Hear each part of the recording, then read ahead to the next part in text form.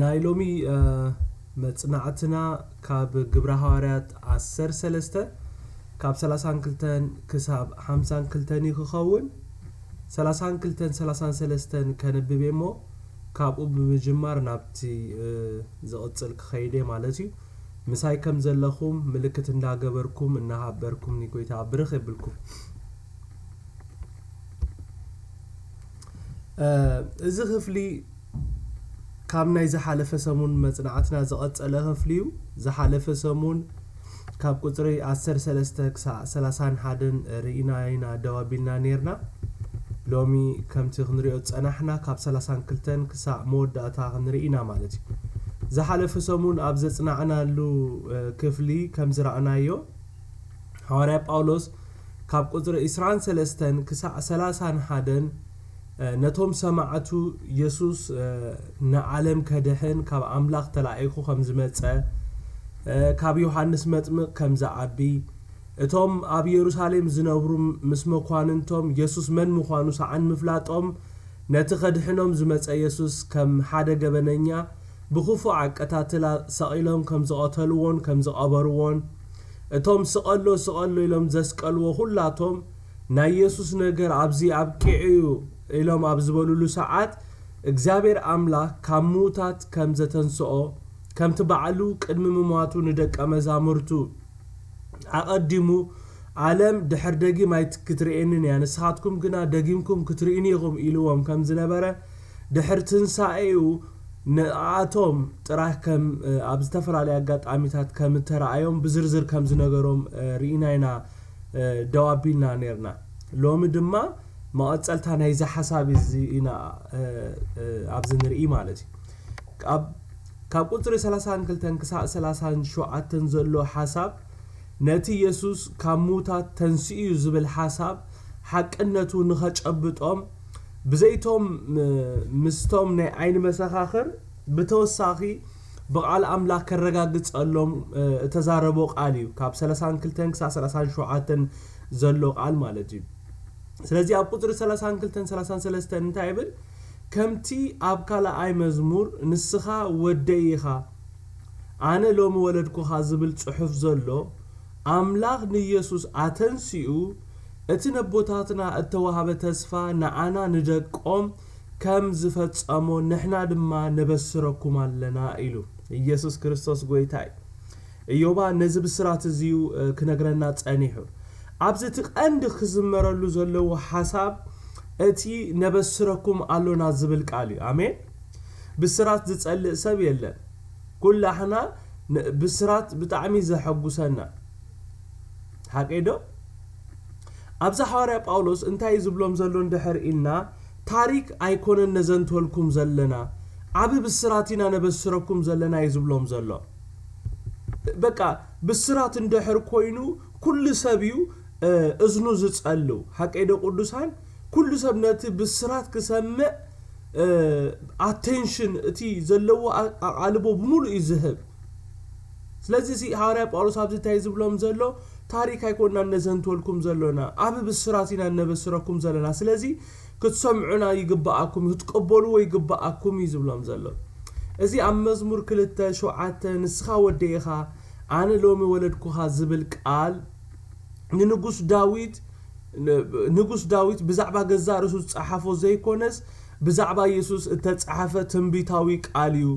እቲ ንስኻ ወደይ ኢኻ ኣነ ሎሚ ወለድኩኻ ዝብል ቃል ብዛዕባ ውሉድ ኣምላኽ ዝኾነ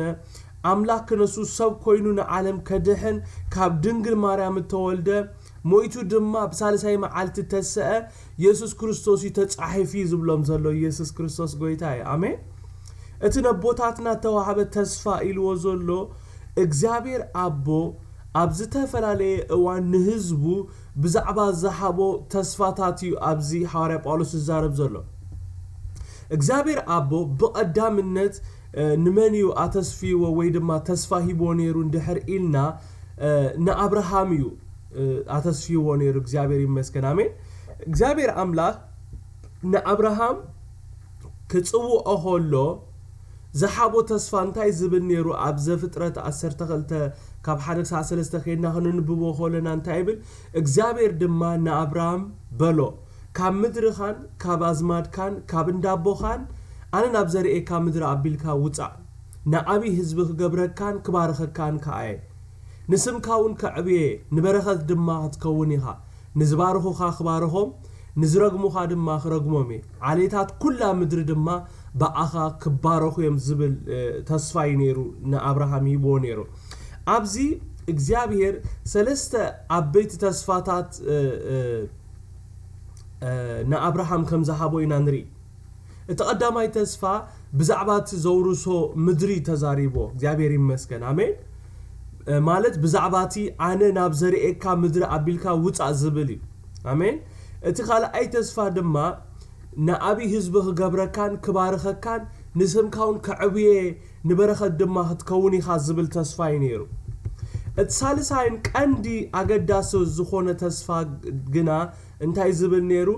ንዝባርኹኻ ክባርኾም ንዝረግሙኻ ድማ ክረግሞም እየ ዓሌታት ኩላ ምድሪ ድማ ብኣኻ ክባረኹ እዮም ዝብል እዩ ኣሜን ዶ ኩላትና እዚኣ ቃል እዚኣ ክነስምረላ ይግባኣና እዩ ዓሌታት ኩሉ ምድሪ ብመን ክባረኹ ኢልዎም ብዘርእኻ በቲ ካባኻ ዝወፅእ እንታይ ክገብሩ እዮም ኢሉ ክባረኹ እዮም ኢሉ ኣብዚ ሃዋርያ ጳውሎስ እንታይ ዝብል ዘሎ እንድሕር ኢልና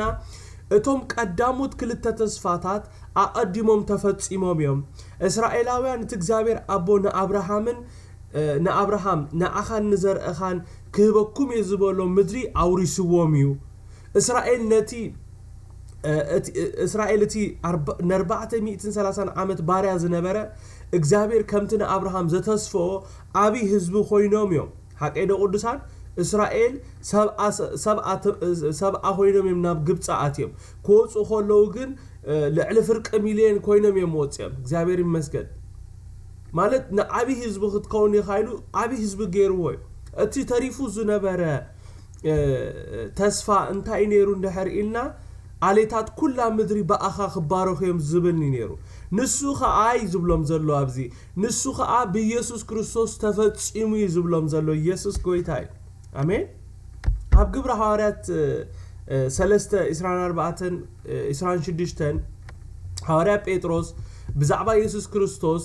ነቶም ኣብ ዙርኡ ተኣከቡ እስራኤላውያን ክነግሮም ከሎ እንታይ ኢልዎም ነይሩ ኩላቶም ነቢያት ድማ ካብ ሳሙኤል ሒዞም ክሳዕቶም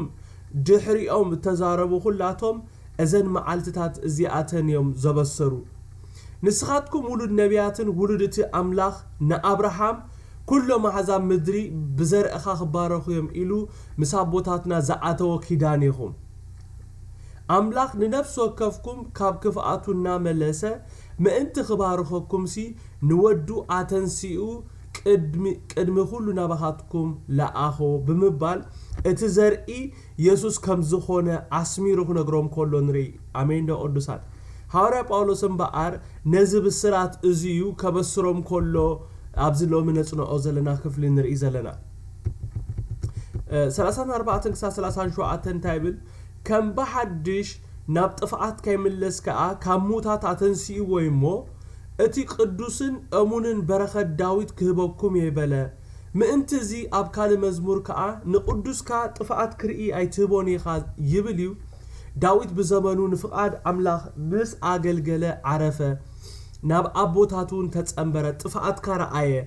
እቲ ኣምላኽ ዘተንስኦ ግና ንሱ ጥፍኣት ኣይረኣየን ኣሜን ዶ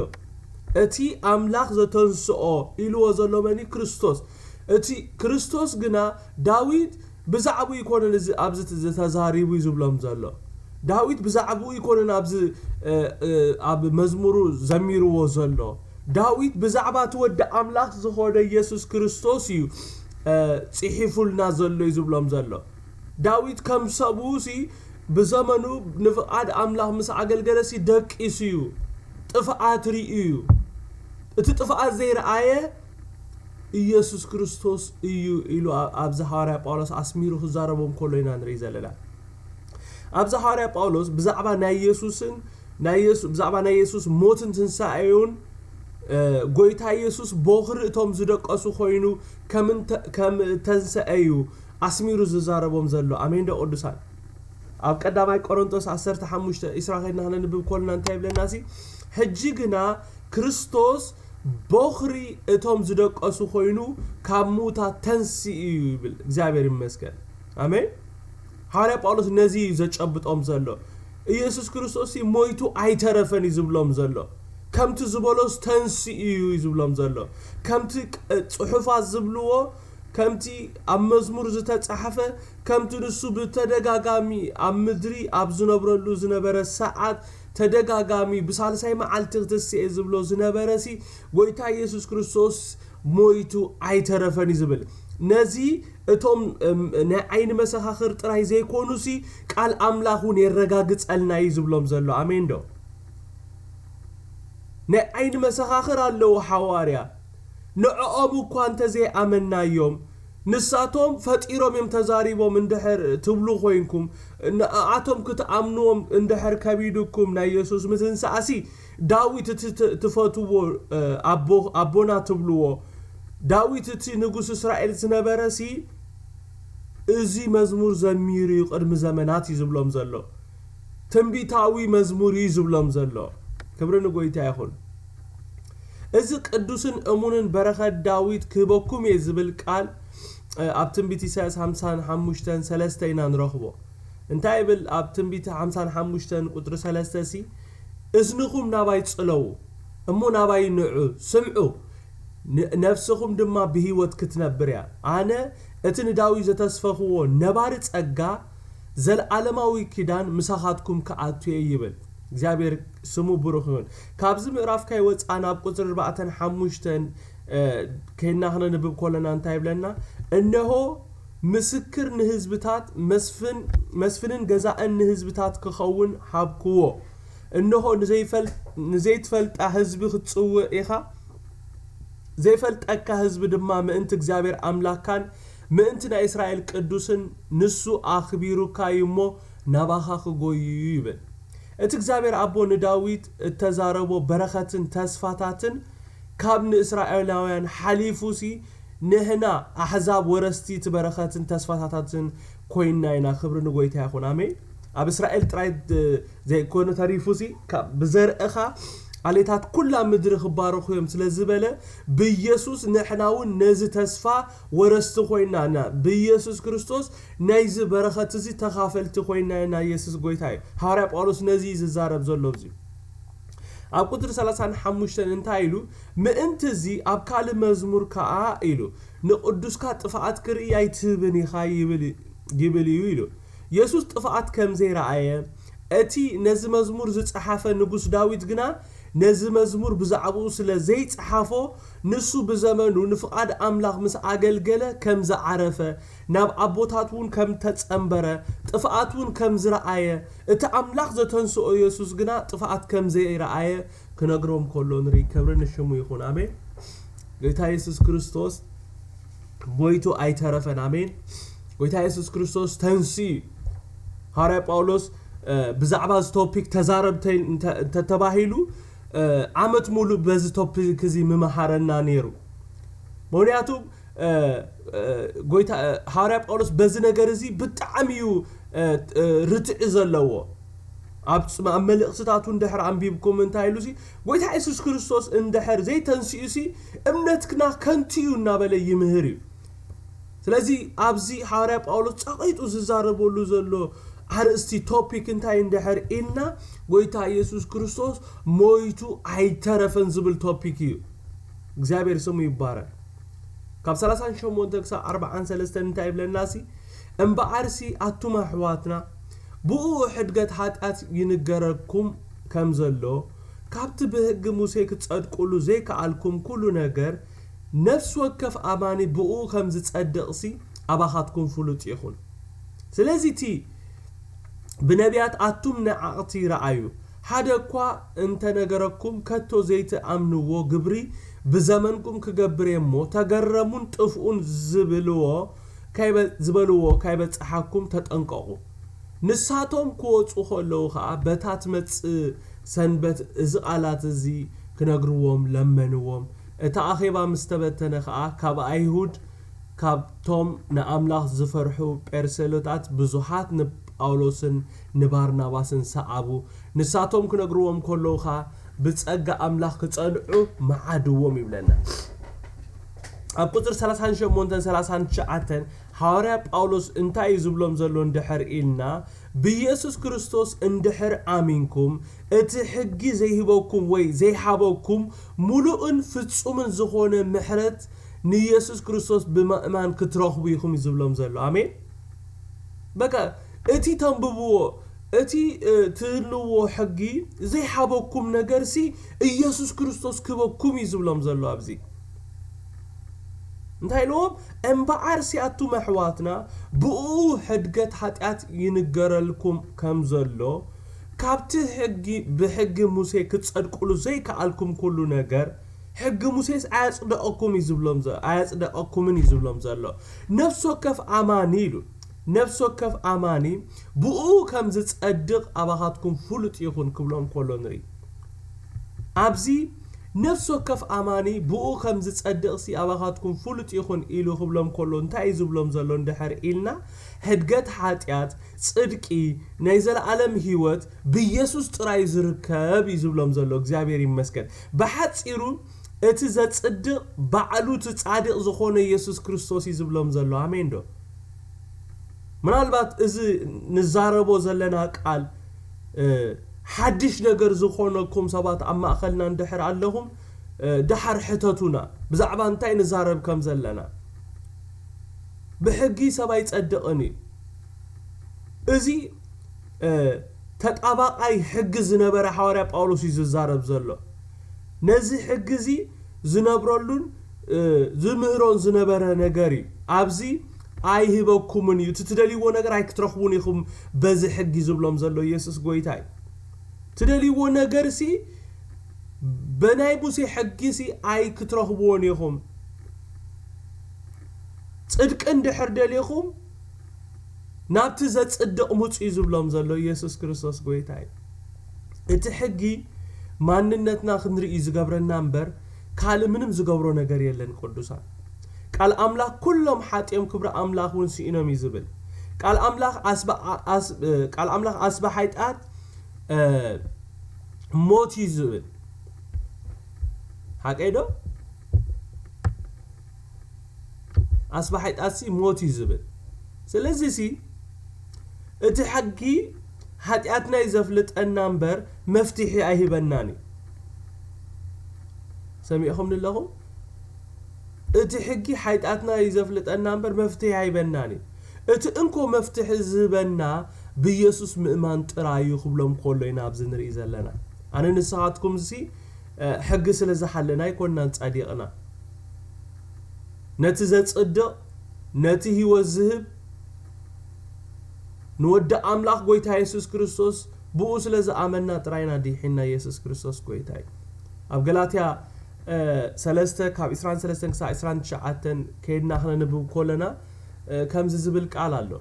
انتا إلوسي أمنت كاي متأت نحنا نتا كتجحر زلوا أمنت النات تأبنا تعاتينا بتحت حق تحلينا نبرنا سلازي خاب بأمنت من انت تصدقسي ناب كريستوس كبتصحنا تحقي قطعينا هنا أمنت مسمتأت جنايلو داقيم تحت قطعي ايكونان بخريستوس تتأمكم زبلكم نخريستوس لبسكم مومو بأمنت بيسوس كريستوس كلاتكم ولد أملاخهم آمين كلاتكم بخريستوس يسوس حديهم مو بزي أيهوداوي ويس سرعوي يلبون بزي بارياس ويس شوا يلبون بزي تبعتاي ويس أنستيتي يلبون ناي كريستوس كابكمكم دقيم زرعي أبراهام إيخم كم تتسفاون ورستيخم يبلنا يسوس كريستوس كويتاي دسايبلن إزقالزي تنبوه خلا خانو بعلوزي هيوتي بكا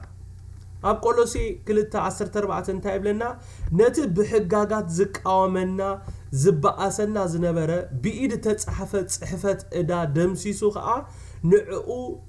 مسكال شنكيرو كام ماخل أرحاقو يبلنا كابز قال انتاينا نمهار اندحرينا حدا اتي تصاوئت نغلو خمزو خونينا نمهار اتي نفس وكف زبل قال نغلو زتقالل كمزو خونينا ننبب نردا እግዚአብሔር ንሁሉ ፍጥረቱ ክሳዕ ክንደይ ከም ዘፍቅር ኢና ካብዚ ክፍሊ እዚ ንመሃር አሜን ዶ እግዚአብሔር ስሙ ይባረክ ጌታ ኢየሱስ ክርስቶስ ወይ ድማ እግዚአብሔር ንሁሉ ይጻውዕት ገይሩ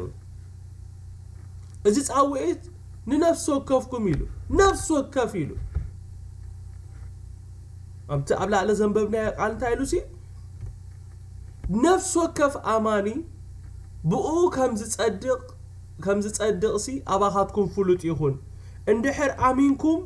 በኢየሱስ እመኑ ይዝብለና ዘሎ እንድሕር አሚንኩም በኢየሱስ እመኑ አመንት እንድሕር ኮይንኩም ንኢየሱስ እመኑ ምክንያቱም ብዘይ ኢየሱስ ጽድቅ የለን ብዘይ ኢየሱስ ክርስቶስ ካል ነገር እንድሕር አሚንኩም ሲ እቲ ትደልይዎ ነገር አይትረኽቡን ኢኹም ጽድቅ ይትረኽቡን ኢኹም ህይወት አይትረኽቡን ኢኹም ናይ ዘላለም ህይወት አይትረኽቡን ኢኹም ይዝብሎም ዘሎ እዚ ኣብዚ ክነብቦ ጸናሕና ቃል እቲ ብኡኡ ዝብል ቃል በኢየሱስ ማለት እዩ ነፍስ ወከፍ አማኒ በኢየሱስ አሚኑ ጥራዩ ከም ዝጸድቕ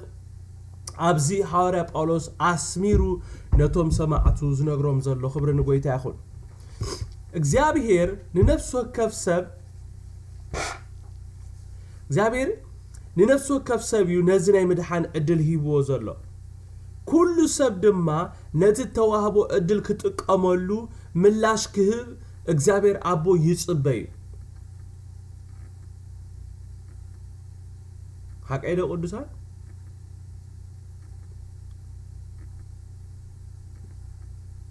نعبنت أب يوحنا 3:16 كينا ندحر أنبيم ناسي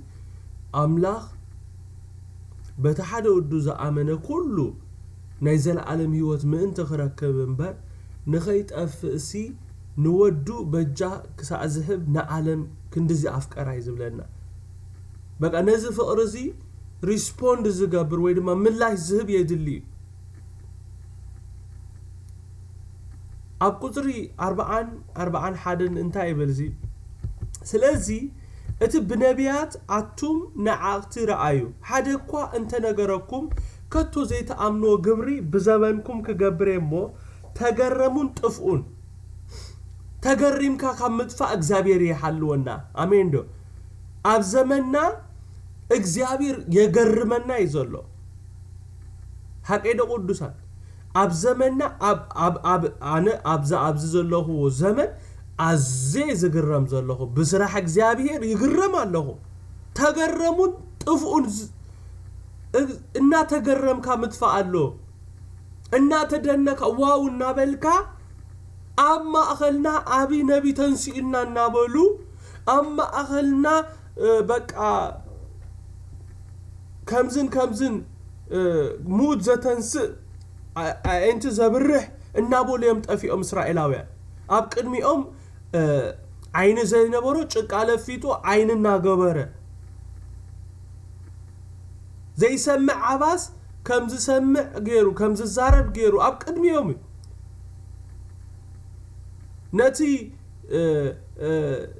نتي بلمت استوقع بإيدو نادا حساسة نبزوحات النافوسة نبزوحات اسورات النافتحه الناتجرمو بمولهم تافيو حقيقه قدسان انتي له حواري باولوس ازي نخلحنا زملكت قالي سلازيلو اتي بنبيات اتم نعقت رعايو حدقوا انت نغركم كتو زيت امنو غبر بزمنكم كغبريمو تجرمون طفن زبلوو كيبصحكم تطنققوا نساتهم كوصو خلو خا بتات مص سنبت از قالات زي نغروم لمنو بلنا ابزي حواري باولوس نتوم سماعتو ناي دحانو صاوعيت كغبر كولو اتي مدحان بغويتا يسوس طراح كم زخونه نغروم كولوينا ابز نري زلنا كلته نغري زغبر زلو بزي حدا نا تغرمكم كايطفو مالتي مناتم እግዚአብሔር ዘገርም ነገር ይዝገብር ስለዚህ እናተገረምኩም ካይጣፉ ንዑ ደሃኑ ይዝብሎም ዘሎ ናይ ደሃኑ ጻውዒት ይብዝ ዘቀርበሎም ዘሎ ተምድሃን ብጎይታ ኢየሱስ ክርስቶስ ጥራይ ይዝብሎም ዘሎ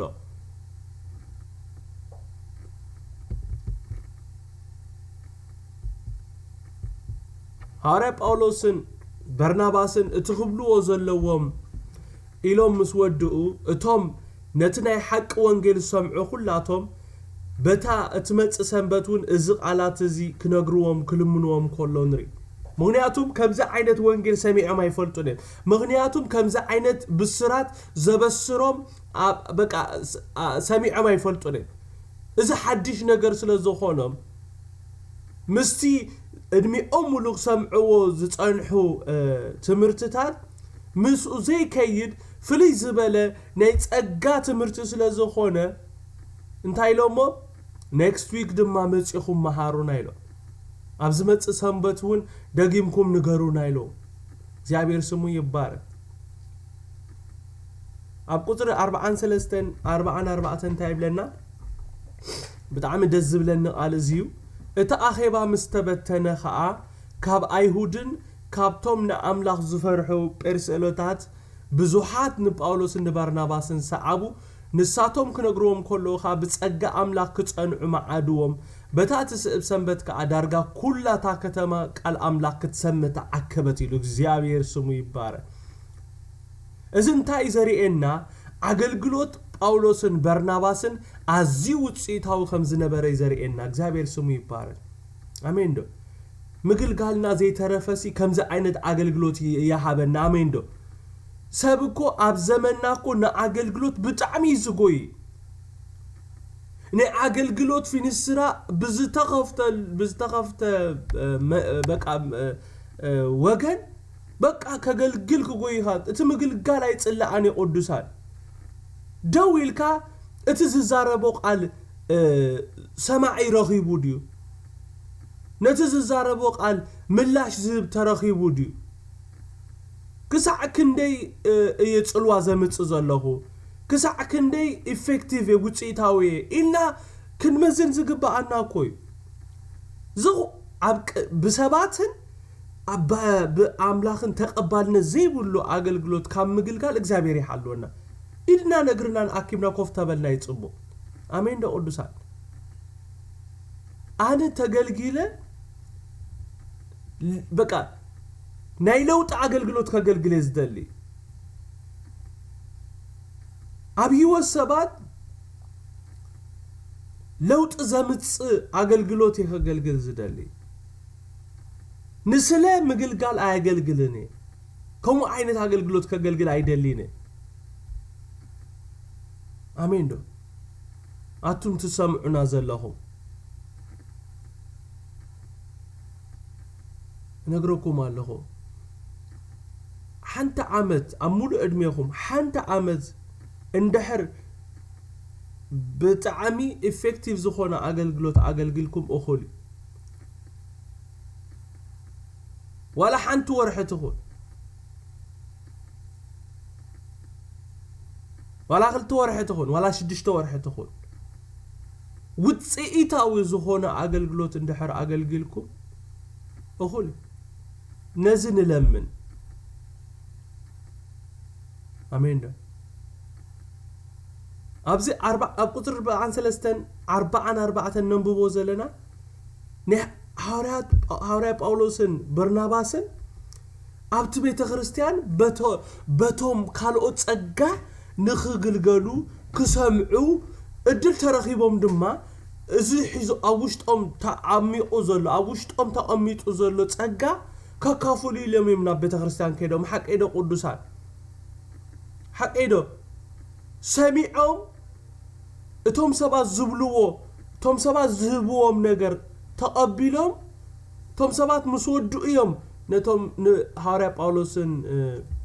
በርናባስን ትብሎ ነገር ተራሎ ኢሎም እድል ሂቦሞ እቲ ዝረኸቦ ጋጣም ድማ በዚ ዝረኸቦ ጋጣም ከገልግሉ ከለው ድማ ከምዚ ንሪኦ ዘለና ኣዝዩ ውፅኢታዊ ዝኾነ ኣገልግሎት ኣገልግሎም ንኸገልግሉ ዝጎዩ ሰባት ኣይነበሩን እግዚአብሔር ስሙ ይባረክ በቲ ዝተኸፍተሎም ማዕጾ ግን የገልግሉ ነይሮም بمنفس أملاك تمريحهم سلزاقل دما وصيتاوان نيرو بتات سئب سنبت كأدارغا كلها تختما قال أملاك كتسم تأكبت يبلنا هاري باولوسن برناباسن نتوانجيل سميعهم ملاش زحابو كسعبوهم زجمرو أيهودن ነቶም አይሁዳውያን ዘይኮኑ ግን ከዓ ናይ አይሁድ እምነት ሰዓብቲ ዝነበሩ ጴርሴሎታት ኢሎም ዘሎ ብጸጋ አምላክ ክጸንዑ ክምዕድዎም ከሎ ንርኢ እግዚአብሔር ይመስገን ኣብ ጸጋ አምላክ ከማዕቅቦም ከሎ ኢና ኣብዚ ንርኢ ዘለና ክብሪ ንሽሙ ይኹን ካብ 44-52 እንተይብለናሲ በታት ስዕብ ሰንበት ከአዳርጋ ኩላታ ከተማ ቃል አምላክ ክትሰምዕ ተዓከበት አይሁድ ነቲ እኩብ ሰብ ምስራአዩ ቅንዓት መልኦም እና ተኸራኸሩን እና ተጻረፉን በቲ ጳውሎስ ዝብሎኻ ተኻትኡ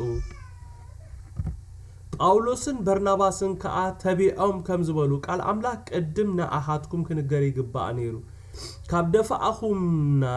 ካብ ደፋኣኹምዎን ንናይ ዘላለም ሕይወት ብቑዓት ከም ዘይኮንኩም ከአ ብርእስኹም ካብ ፈረድኩምን እግዚአብሔር ክሳዕ ወሰን ምድሪ ንምድሓን ምእንቲ ክትከውን ነህዛብ ብርሃን ገበርኩኻ ኢሉ አዚዙና እሞ እነሆ ገጽና ናብ አሕዛብ ንመልሳሎና አሕዛብ ከአ እዚ ሰሚዖም ተሓጎሱ ንቃል አምላክ ድማ መስገኑ እቶም ንህይወት ዘለዓለም ተመደቡ ዘበሉ ሁላቶምን አመኑ ቃል እግዚአብሔር ናብ ኩሉ ተሃገር በጽሐ አይሁድ ግና ነተን እግዚአብሔር ዝፈርሓ ሕፉራት አንስቲ ነቶም ዓበይቲ ዓድን አናዓብዎም ኣብ ጳውሎስን ኣብ በርናባስን ድማ ስደት አልዓሉ ካብ ወሰን ሃገሮምን ሰገግዎም ንሳቶም ከአ ተጎጋ አጋሮም ነገፉሎም እሞ ናብ ኢቆንዮም ከዱ ቶም ደቀ መዛሙርቱ ድማ ሓጎስን መንፈስ ቅዱስን መልኡ ይብለና ዋው ክብሪ ንጎይታ ይኹን ሃዋርያ ጳውሎስን በርናባስን ብቆጸሮኦም ሰዓት ናብቲ ቤት ጸሎት ምስ መጹ እቲ ዝረአይዎ ነገር ኣዝዩ ከም ዘደንቆም ፍሉጥ ሓቀይደ ቅዱሳን ካብቲ ተጸበይዎ ንላዕሊ እዩ ንቃሎም ክሰምዑ ካብ ኩሉ ስፍራታት ናብቲ ቤት ጸሎት መጽዮም ዳርጋታ ኩላ ከተማ ግልብጥ ኢላ መጽያ ኣብ ቁጥር 44 ኣብቲ ዘንበብና እንታብል በታት ስዕብ ሰንበት ከዓ ዳርጋ ኩላ ታ ከተማ ቃል አምላክ ክትሰምዕ ተዓከበት ይብለና እግዚአብሔር ስሙ ይባረክ እዚ ክሳዕ ክንደይ እቲ ዝሰምዕዎ ቃል ኣብቶም ሰማዕቲ ጽልዋ ከም ዘምጸ ወይ ድማ ጽልዋ ከም ዘሕደረይና ንርኢ እግዚአብሔር ስሙ ይባረክ አሜን ዶ እዚ ዓይነት እዚ አገልግሎት ምግልጋል ይኹነና ኣብ ዘመን እዚ ቶም ነገልግል እቲ ንዛረቦ ቃልሲ ኣብ ውሽጢ ሰባት አቲ ዝተርፍ አሜን ዶ ኣብ ውሽጢ ሰባት አቲሲ ስርሑ ዝሰርሕ እግዚአብሔር ስሙ ይባረክ ድቃስ ዝኸለ ዘወስን ታሪክ ሰብ ዝልውጥ አይሁድ ከምዛ ዓይነት አኼባ ቅዱሳን ኣብዚ ንሪኦ ዘለናኮ አይሁድ ከምዛ ዓይነት አኼባ ኣብ ዘመን አገልግሎቶም ሪኦም ስለ ዘይፈልጡ ነቲ እኩብ ሰብ ምስራአዩ ቅንዓት ክመልኦም ከሎ ንሪ ከመይ አይቀንዑን ዘመኖም ሙሉ ቤተክርስቲያን ይኸፍቱን ያዓጹን ነይሮም ከምዛ ዓይነት እዚ አገልግሎት ሰሚዖም ሪኦም አይፈልጡን ከምዚ እቲ ህዝቢ ግልብጥ ኢሉ ናብቲ በርናባስን ጳውሎስን ዘለው ስፍራ መጽ ይፈልጥን ካብ ቅንዓት ተበጊሶም ድማ ነቲ ጳውሎስ ዝብሎ ቃል ክከራኸሩን ክካትዎን ክጸርፎም እንከለው ንሪ እንታይ ብለና ቁጥር 45 አይሁድ ነቲ እኩብ ሰብ ምስራአዩ ቅንዓት መልኦም እና ተኸራኸሩን እና ተጻረፉን ከአ በቲ ጳውሎስ ዝብሎ ቃል ተኻቱ ይብለና ጳውሎስን በርናባስን በቲ ዝጎነፎም ዕንቅፋት ከይተዳሃሉ መልሶም ነቶም ዝከራኸሩዎምን ዝጸርፍዎምን ነቲ ዝዛርብዎ ዝነበረ ቃል ዝቃወሙ ዝነበሩ ብትብዓት እንታይ ኢሎሞ ቃል አምላክ ቅድም ንኣኻትኩም ክድገር ይግባእ ነይሩ ካብ ደፋኣኹምዎን ንናይ ዘለዓለም ሕይወት ብቑዓት ከም ዘይኮንኩም ከአ ብርእስኹም ካብ ፈረድኩምን እግዚአብሔር ክሳዕ ወሰን ምድሪ ንምድሓን ምእንቲ ክትከውን ነህዛብ ብርሃን ገበርኩኻ ኢሉ አዚዙና እሞ እነሆ ገጽና ናብ አሕዛብ ንመልስ አሎና ክብሎም ከለው ንሪ ዘገርም ኣብዚ ሃዋርያ ጳውሎስ እንታይ ዝብሎም ዘሎ እንድሕር ኢልና ንሕና ግቡእና ኢና ንገብር ዘለና ዝተዓዘዝና ኢና ንገብር ዘለና ነዚ ንነግረኩም ዘለና ሓቀኛ ወንጌል ክትቀበልዎ ፍቃደኛታት እንተዘይኮንኩም ንዓና ምንጻግ ማለት ጽቡቅ ጌርኩም ቅዱሳን ስምዑ ንናይ እግዚአብሔር ሰብ ምንጻግ ማለት ነቲ እግዚአብሔር ኣብኦም ዘቀመጦ ጸጋ ምንጻግ ማለት እዩ ነቲ እግዚአብሔር ብኡኦም ገይሩ ክለቆ ዝደልየ በረኸት ምንጻግ ማለት እዩ أبز حواري باولوس انتاي زبلوم زلو مسيلكم نزي ننقركم زلنا حقኛ ወንጌል ክትቀበሉ ፈቃደኛታት እንተዘይ ኮይንኩም ንዓና ምንጻግ ማለት ነቲ ሒዝናልኩም መጽኢና ዘሎና حقኛ ወንጌል ወይ ነቲ ከድሕነኩም ዝኽእል ወንጌል ኢኹም ትነጽግዎ ዘለኹም ነቲ حقኛ ወንጌል ምንጻግ ማለት ድማ ነቲ እዚ ወንጌል ክህበኩም ዝኽእል ናይ ዘለዓለም ህይወት ምንጻግ ማለት እዩ ስለዚ እንተ ሰማዓኹምና ጽቦ እንተ ዘይሰማዓኹምና አንፈትና ናብ አሕዛብ ክንመልስ ኢና ምክንያቱም ንሕና ጻውዒትና ነዚ ወንጌል ንአይሁድ ጥራይ ክነግር ዘይኮነስ ክሳዕ ወሰን ምድሪ ክነብጽሖ ስለዝኾነ አንፈትና ቀይርና ናብ አሕዛብ ገጽና ክንከይድና ክብሎም ከሎ ንርኢ ማለት እዩ ቅዱሳን እዞም ሰባት እንታይ ይነጽጉ ከም ዘለው እንታይ አይንደሊን ይብሉ ከም ዘለው አይተረድኦምን ንጳውሎስን ንባርናባስን ክቃወሙም ከለው ንፐርፐዝ አምላኽም ዝቃወሙ ዘለው ንዕላማ እግዚአብሔርም ዝቃወሙ ዘለው ሰባት ነቶም እግዚአብሔር ዘተንስኦም ሰባት ነቶም እግዚአብሔር ዝጥቀመሎም ሰባት ክቃወሙም ከለው ንአይ ክትቃወሙ ከለኹም ወይ ንዮም ክትቃወሙ ከለው ነቶም ነገልግል ሰባት ክትቃወሙ ከለኹም ንአና ይኮንኩም ትቃወሙ ዘለኹም ነቲ እግዚአብሔር በአና ገይሩ ክለቀልኩም ዘለዎ በረኸትኩም ሪጀክት ትገብሩ ዘለኹም ትነጽግዎ ዘለኹም እዞም ሰባት ናይ ዘላለም ህይወት እዮም ሪጀክት ዝገብሩ ዘለኹም እዞም ሰባት እቲ ወንጌል ዝህቦ ሰላም እቲ ወንጌል ዝህቦ ዕረፍቲ እቲ ወንጌል ዝህቦ ምንጋፍ ነዚ ሁሉ እዮም ዝነጽጉ ዘለኹ ሃዋርያ ጳውሎስ ካ ነዚዩ አስሚሩ ዝነግሮም ዘሎ ንዓና ትነጽጉና ዘለኹም ካይመስለኩም ነቲ ሒዝናልኩም ዝመጻና በረኸት ኢኹም ትደፍእዎ ዘለኹም ንሕና ክንበኩም ፈቃደኛታት ኢና ንስኻትኩም ግን ባዕልኹም ንሕና ናይ ዘለዓለም ህይወት ብቑዓት ኣይኮንናን ኢልኩም እንድሕር ወሲንኩም ኣብ ርእስኩም እንድሕር ፈሪድኩም ንሕና ነጻ ሰባት ኢና ይዝብሎም ዘሎ ካብ ደምኩም ነጻ ኢና ይዝብሎም ዘሎ ነዚ ዝሰምዑ አሕዛብ በቃ ገጽና ናብ አሕዛብ ክንመስልስና ምስሉ ቶም አሕዛብ ተሐጊሶም ነዚ ዝሰምዑ ቃል ምላሽ ክቡ ከለው ኢና ኣብ ቁጥር 48 ንርኢ ዘለና አሕዛብ ከዓ እዚ ሰሚዖም ተሐጎሱ ንቃል አምላኽ ድማ መስገኑ እቶም ንህይወት ዘለዓለም ተመደሙ ዘበሉ ኩላቶም አመኑ ይብለና ክብሩ ንሽሙ ይኹን ኣብ ቁጥር 49 ድማ እንታይ ይብለናሲ አዚዝ ፈተሁ ቃል እዚዩ ቃል እግዚአብሔር ናብ ኩሉ ተሐገር በጽሐ ይብል አሜን አሜን አሜን ቃል እግዚአብሔር ናብ ኩሉ ተሐገር በጽሐ ቃል እግዚአብሔር እቲ ዝልውጥ ቃል እቲ ዘናግፍ ቃል እቲ ህይወት ዝህብ ቃል እቲ ዘጸናነ ቃል እቲ ሰላም ዝህብ ቃል ሃሌሉያ ኣብ ኩሉ ተሐገር በጽሐ ይብለና እግዚአብሔር ስሙ ይባረክ እዚ ቃል እዚ ናብ ኩሉ ተሐገር ክበጽሕ ዝኸኣለ ብኸመዩ ኢልና ክንሓትት ይግባአና አሜን ዶ ስለምንታይ ቃል አምላኽ ሕጂ ከምቲ ዝግባእ ዘይዝርጋሕ ዘሎ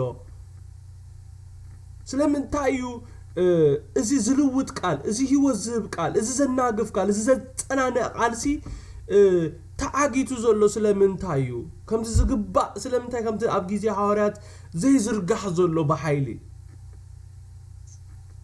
ولا قوات قال يزرقح انتلو نحن اجي كل اب كل بوتا سبخ سلازلو اتقال سبريد يقبرالو خنبل نخلينا ግን اتقال حيل لو قدوسان انت እግዚአብሔር ቃል እዚ በዓል ሐዋርያ ጳውሎስ ሰብጎ ዘሎ እዚ ሕጂ ነጽንዖ ዘለና ቃል ተራ ቃል አይኮነን እግዚአብሔር ይመስገን እዚ ቃል እዚ ናብ ኩላ ተሐገር ክበጽሕ ዝኸኣለ ሓደ እታ ኣብ አንጾኪያ ዝነበረት ማሕበር ንድምጽ መንፈስ ቅዱስ ብምእዛዞም ክኸውን ከሎ ካልኣይ ድማ በዓል ሐዋርያ ጳውሎስ ነቲ ጻውዒት ሐራይ ብምባሎም ንድምጽ መንፈስ ቅዱስ እሺ ብምባሎም እዩ እግዚአብሔር እዚ ቃል እዚ ናብ ኩሉ ሃገር ክበጽሕ ክኢሉ አሜን ዶ እዚ ሚስጥር እዚ ንነፍስ ወከፍ አገልገልቲ ንነፍስ ወከፍ ምእመን ነፍስ ወከፍና ንፈልጦ ዝግባአና ሐቂ እግዚአብሔር ይመስገን አሜን ዶ ስኡል ይኮነን እዚ ቃል አምላኽ ኣብ ኩሉ ተሐገር በጽሑ እዚ ቃል እዚ ኣብ ኩሉ ተሐገር ክበጽሕ እዞም ናይ እግዚአብሔር ሰባት ንድምጽ መንፈስ ቅዱስ ክእዘዙ ነይርዎም ታባን ጾኪያ ዝነበረት ማሕበር ንሐዋርያ ጳውሎስን ንበርናባስን እሺ ኢላ ክትለቆም ነይራ ሚሽነሪ ጌራ ክትሰዶም ነይርዎ አበት እጂ ስለምንታይና ዘይንሰፈ ስለምንታይ ከምቲ ዝግባእ እትቃል ዘይ ዝርጋሕ ዘሎ እንድሕር ኢልና እዚ መንፈስ እዚ የለን እቶም አገልገልቲ ክሕዙ ኻዮም ዝደልዩ እቶም መራሕትና አብታ በርባዕተ መንደቅ ዝተነቀ መንደቅ አብኡ ክትከውን እዮም ዝደልዩ አብኡ ክትገልግል እዮም ዝደልዩ ካብኡ ክትወፃ ይደልዩ ኻነ እታባን ጾኪያ ዝነበረት ማሕበር ሐዋርያ ጳውሎስን በርናባስን ምስኦም ክጸንሕሎም መረጹ ሐቀይደ ቅዱሳን አብቲ ዝነበርዎ ስፍራ ጽቡቕ ሪቫይቫል ጽቡቕ ምንቅስቃስ ነይሩ መንፈስ ቅዱስ መጽኡ ግን ንበርናባስን ንሐዋርያ ጳውሎስን ነቲ ዝጸዋዕኽዎም ጻውዒት ፍለይብለይ ምስ በለ ግን በቃ አየና ሕሰዩን ንኽፈልይዎም ሲ አየና ሕሰዩን እግዚአብሔር ከምዚኦም አገልገልቲ የብዛሓልና እግዚአብሔር ከምዚኦም ሰባት ይሃበና አሜን ዶ አነ ዘስተብህሎ ነገር እንታይ እንድሕሪልኩምኒ ዋላ እኳ እቲ ኣብ ውሽጥኻ ዘሎ ንዓለም ኩሉ ክኸውን ዝኽእል ጸጋ ምዃኑ እናረኣዩ ክፍንኡ ኻይደልዩን እዮም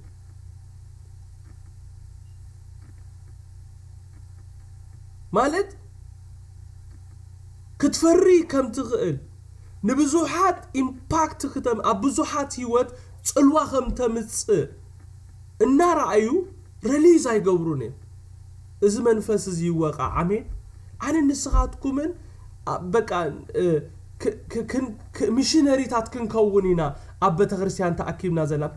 እታ ቤተ ክርስቲያን እቶም ቅዱሳን ንእከበላ ማሕበር እዛ ዓይነት እዚ ጎልተ ዘይብላ ብፍጹም ኣይክተዓቢና ብፍጹም ናይ እግዚአብሔር በረኸት ኣብታ ቤተ ክርስቲያን ኣይልቀቕኒ ናይ ሚሽነሪ ሜንታሊቲ ክህልወና ኣሎ አሜን ዶ እታ ቤተ ክርስቲያን እናፍሬት ንደገ ሰዳሊት ክትከውን ኣለዋ እግዚአብሔር ይመስገን አሜን ዶ እዛ ዓይነት እዚ ራእይ እንድሕር ዘይብላታ ቤተ ክርስቲያን ፈጺማ ዘይተዓቢ ንንሓድሕና እናተማማቕና ጥራይና ክንነብር አሜን ዶ እዚ መንፈስ እዚ ይወቃ ካብ ኩሉ ኣብ ሙሉ ዓለም ካብ ዘላ ቤተ ክርስቲያን ይወቃ አሜን ስለምንታይ ዲና ነሰልጥን ስለምንታይ ዲና ናይ አገልግሎት ትምህርት ንምሮ ስለምንታይ ዲና ነሰልጥን ስለምንታይ እንዳንደድሕሬና ናዓሽቱ ንኽትኩት ዘለና መታን ከገልግሉ ደይኮናል መታን ክወፁ ደይኮናል መታን ንምድሪ ክወርሱዋ ደይኮናል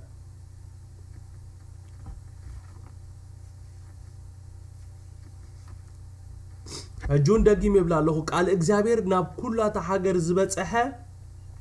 ሳላ እታ አባን ጾኪያ ዝነበረት ማሕበር ንበርናባስን ንሳኦልን ክለቅዎም ፍቃደኛታት ምዃኖም በኻልኣይ ደረጃ ድማ እቲ ጻውዒት ኣብ ልዕሊኦም ዝወደቀ በርናባስን ሳኦልን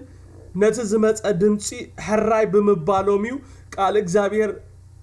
ናብ ኩሉ ሃገር በጽሑ እግዚአብሔር ስሙ ይባረክ እግዚአብሔር ዝጸዋዓኩም ሰባት ኣለኹም እግዚአብሔር ጻውዒቱ ኣብ ልዕሊኹም ዘቐመጠ ሰባት ኣለኹም ነቲ ተጸዋዕኹም ሙሉ ጻውዒት ሕራይ በሉ ንእግዚአብሔር ኣይተሸግርዎ እግዚአብሔር ሰብ ስለሰዓነ ይኮንና ኣኻ መሪጹካ ኣብ አንጾኪያ ሰብ ጸጋ ነይሮም እዮም ኣብታ ቤተ ክርስቲያን ሲ ነቢያት ነይሮም ይብለና መማሃራን ነይሮም ይብለና ብዘይ በርናባስን ሳኦልን መማሃራንን ነቢያትን ነይሮም እዮም እግዚአብሔር ንበርናባስን ንሳኦልን ዝመረጸሉ ምኽንያት ኣለዎ ናይ ባዕሉ ዝኾነ ምኽንያት ኣለዎ ማለት ሰብ ስለሰዓነ ይኮንና ኣኻ መሪጹካ ሰብ ስለሰዓነ ይኮንና ኣኺ መሪጹኪ ሰብ ስለሰዓነ ይኮንና ኣይ መሪጹኒ በቃ መሪጹካ ኣሎ እቲ ጻውዒት ኣብ ልዕሊኻ ወዲቑሎ እንድሕር እቲ ጻውዒት ኣብ ልዕሊኻ ወዲቑሎ ምላሽ ሃብ ነቲ ጻውዓኻሉ ነገር ጨኪንካ ውፃ እግዚአብሔር ስሙ ይባረክ አሜን ዶ ምክንያቱም በኣኻት ዝብጽሑ ብዙሓት ኣለዉ እግዚአብሔር በባርናባስን بساول نزا كتمازي أصل زرعيا نزهز بزسل زرعيا እግዚአብሔር لقاقولو بمنفسو تزاري እግዚአብሔር ስሙ ይባረክ በአኻ ዝረአዮም ሰባት አለው እግዚአብሔር ስሙ ይባረክ በአና خدحኑ ዝግብኦም ሰባት ብዙሓት አለው አነ ክበጽሖም ዝግባአኒ ሚሊዮን ሰባት አለው እግዚአብሔር ስሙ ይባረክ አሜን ዶ አነ ክልቀቃለኒ ከምቲ ንሐዋርያ ጳውሎስን ንበርናባስን ኢዶም ጽዒኖም ባሪኾም ዘፋነዎ በተክርስቲያን ባሪኻ ናይ ምፍናው አገልግሎት ክትጅምር ኣለዋ ብፍላይ ኣብ ናይ ሓበሻ ቸርች ጸገም ዘሎ እዚ ባሪካ ትሰዶለካ አሰልጢንካ ያምሽ ዘመን ካሙሉ ኢንቨስቲጌር ካሉምሽ ፍሪኡ ክትሪ አይትለሊ እንዲያ أنسي قالي زعبي أزل خوكو أمو داتاكو عبيكو حدا متي خوص داي زمنا مولو مسايت نبرنا هذا نعاز مسل مسي قال كحبن نخبري باريخ خبالني جو فرح بقى فرين تبازحن دقت ألعتخ يورسكي له باريخ يسدى يسوع كريستوس قويتاي آمين ده زلعلم مسؤوم كنبر أيكونان أقل بقى أبتبتك زلعلم كنبر أيكونان تتسوينا I'm telling you نيما عالتاوي بقى عوياتي زيو زريو نجر زيو بزوحات بقى تحاني أو كفي لهم الله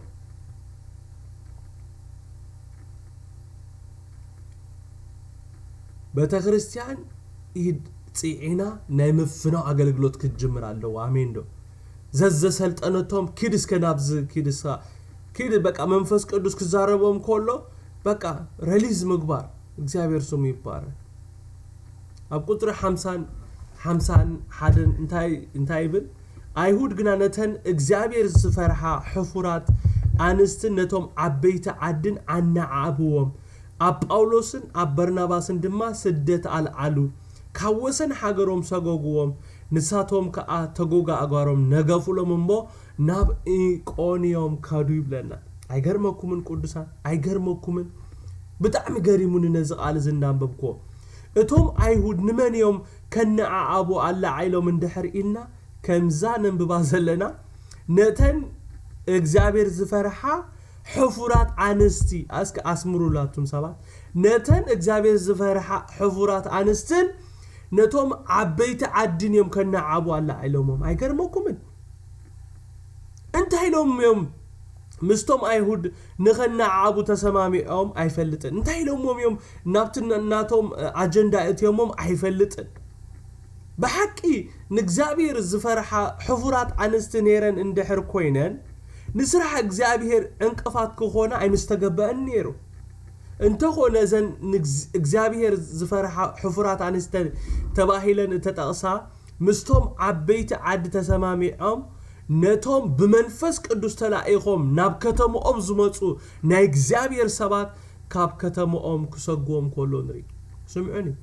ሃዋርያ ጳውሎስ መንፈስ ቅዱስ ሊኢኾም ይመጽኦም በመንፈስ ቅዱስ ተፈልዮም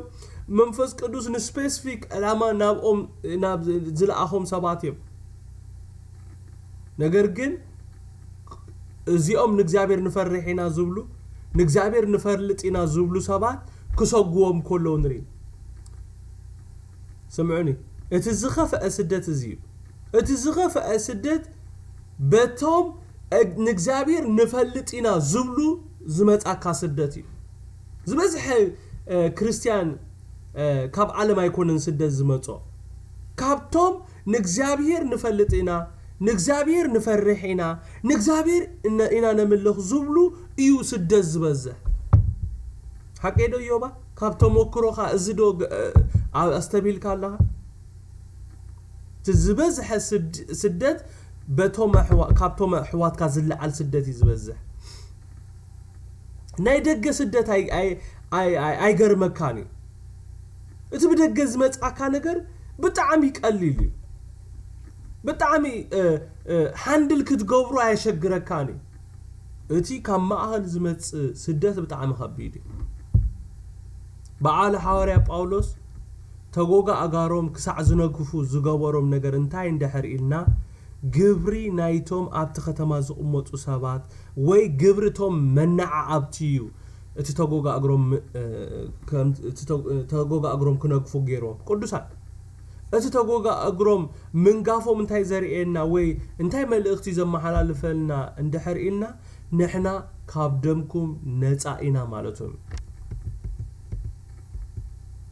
ናይ ፍርዲ ምልክት እዩ ናይ ፍርዲ ምልክት እዩ ኣብ ትሕቲ ፍርዲ ኣምላኺኹም ኢኹም ኣብ ትሕቲ ፍርዲ ኣምላኺኹም ዘለኹም ኢሎም እዮም ከይዶም ቅዱሳን ካብ ሕጂን ኢኖ ኣብ ትሕቲ ጸጋ ዘይኮነ ኣብ ትሕቲ ፍርዲ ኢኹም ዘለኹም ኢሎም እዮም ከይዶም ቅዱሳን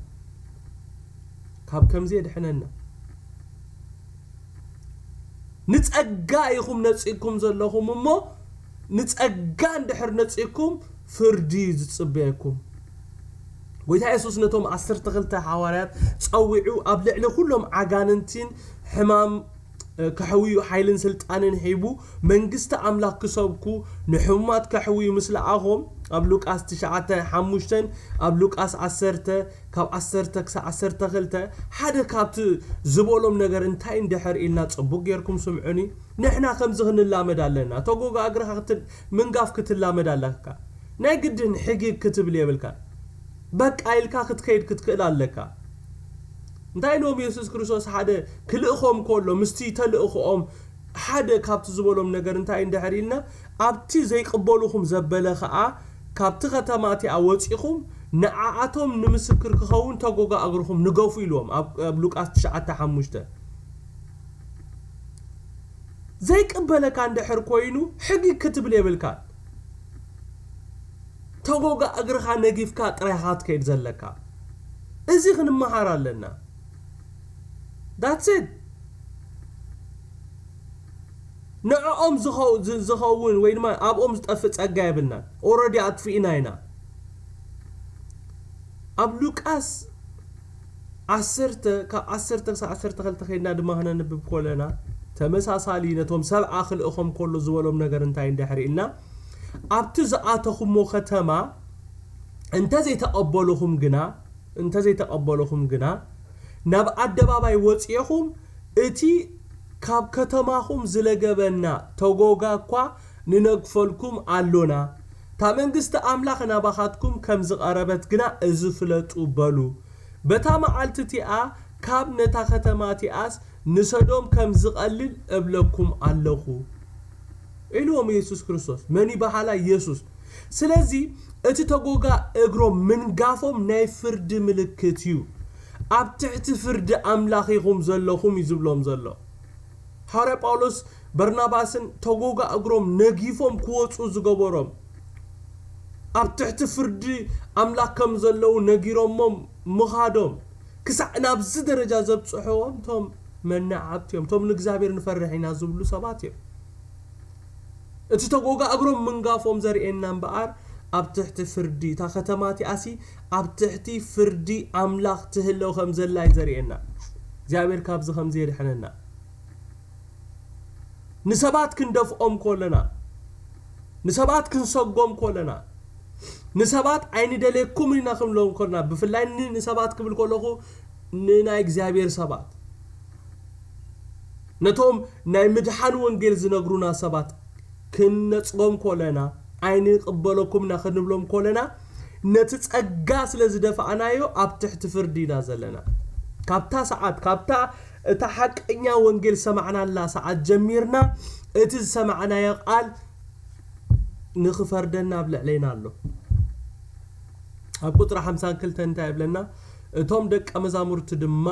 ሓጎስን መንፈስ ቅዱስን መልኡ ይብለና ክብርን ጎይታ ይኹን ደስ አይብልን ኢየሱስ ጎይታይ እቶም ደቀ መዛሙርቲ ድማ ሓጎስን መንፈስ ቅዱስን መልኡ ይብለና እቶም ደቀ መዛሙርቲ ኣብ ስደት እዮም ዘለው ቅዱሳን ኣነ ንስኻትኩም ንበኪ ኣለና ኣነ ንስኻትኩም ፊት ንብል ኣለና ከምዚ ዓይነት ስደት ተዝበጽሓና ኣብዚ ነንብቦ ዘለና ቃል ግን እንታይ ይብለና እቶም ደቀ መዛሙርቲ ኣብ ስደት ኮለውሲ ሓጎስን መንፈስ ቅዱስን መልኡ ይብለና ኣብ ቀዳማይ ጴጥሮስ ምዕራፍ 4 ቁጥሪ 14 ከይድና ክነንብብ ኮለና ከምዚ ዝብል ቃል ነንብብ ኢና ምእንቲ ስም ክርስቶስ እንተተጸረፍኩም እቲ ናይ ክብርን ናይ ኣምላኽን መንፈስ ኣባኻትኩም ይሓድር እሞ ብፁዓን ኢኹም ይብል እግዚአብሔር ይመስገን አሜን ዶ ሰሚዕኹም ንዲኹም ምእንቲ ስም ክርስቶስ እንተተጸረፍኩም እቲ ናይ ምንታይ ናይ ክብርን ናይ ኣምላኽን መንፈስ ኣባኻትኩም ይሓድር እሞ ብፁዓን ኢኹም ደስ ይበልኩም ይዝብሎም ዘሎ ኣብዚ ክነንብቦ ጸናሕና እዚ ኣብ ህይወቶም ደቀ መዛሙርት ክፍጸም ከሎ ኢና ንርኢ ዘለና እግዚአብሔር ይመስገን አሜን ዶ እግዚአብሔር ነፍስ ወከፍና እዛ ዓይነት ጽንዓት ይሃበና አሜን ምእንቲ ስም ክርስቶስ ዋጋ ክንከፍል ድልዋት ይግበረና እዚ ምርዳእ እዚ ይሓልወና ብመከራ ክንሓልፍ ኮለና ብውርደት ክንሓልፍ ኮለና ሰባት እኮ ዋላ ተዋረዱና እዚ ናይ ክብርን ናይ ኣምላኽን መንፈስ ግን ኣባና ከም ዝሓድር ክንፈልጥ ይግባአና እግዚአብሔር ይመስገን ጌታ ኢየሱስ ክርስቶስ ብነገር ኩሉ ይባረኩም ጸጉይ ይብዛሓልኩም ናይ ሎሚ ትምህርትና ኣብዚ ኣደው ከነብሊና ጸሊና ክንውዲና ኩላትኩም ኣዳውኩም ሓፋብሉ